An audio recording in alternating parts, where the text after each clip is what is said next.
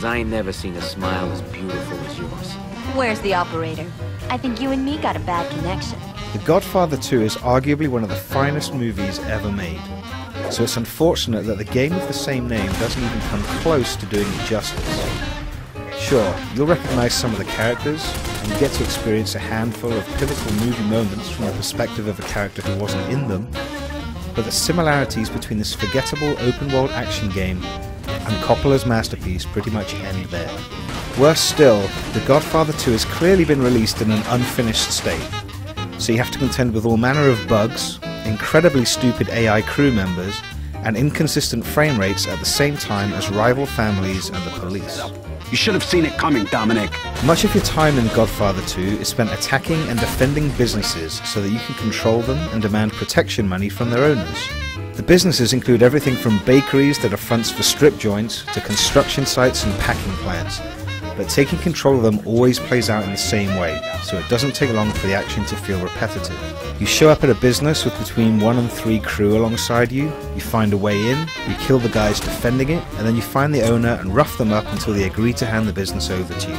There are other things you can do, like disconnect the power to prevent reinforcements from being called in, or have one of your guys crack any safes that you find, but there's really not much else to it.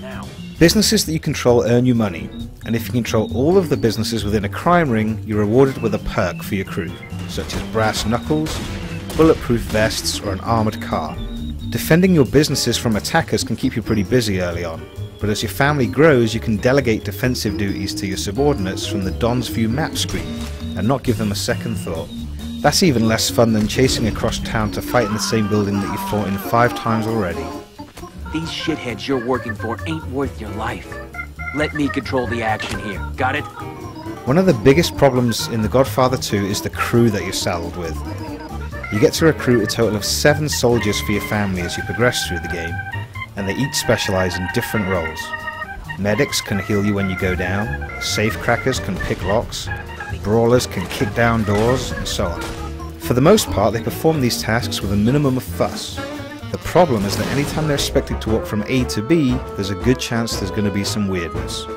Order your guys to follow you, and they might get lost. Walk through a doorway with them directly behind you, and you'll probably find them standing waiting for you on the other side. Worse still, they often have difficulty finding their way into cars that you're waiting for them to join you in, and they're even known to run in circles around each other at superhuman speeds on occasion. In short, they're an unpredictable bunch, and they can't be relied upon to do what they're told. That punk's not worthy of digging a hole. The world of Godfather 2 is equally inconsistent, because rules that apply one moment rarely hold true the next.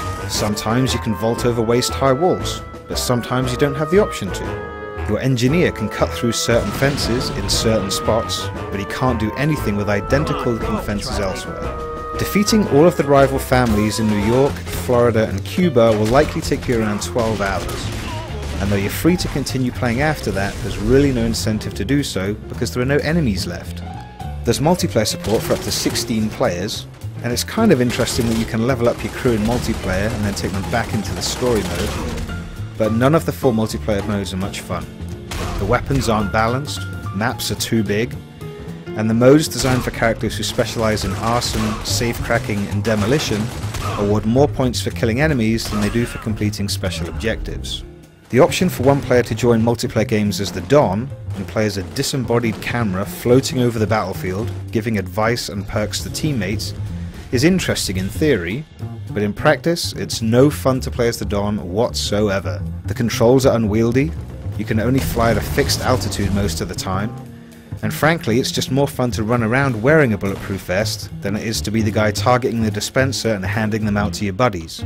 You need a hand with something? If by help you mean murder, then yeah. It's a woman though. Questionable design choices aside, the real problem with The Godfather 2 is simply that every single aspect of it feels unfinished.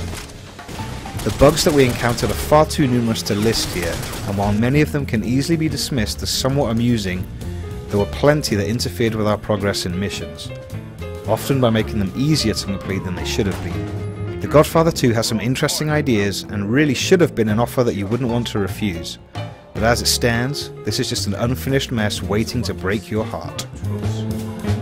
Richie, get us some drinks.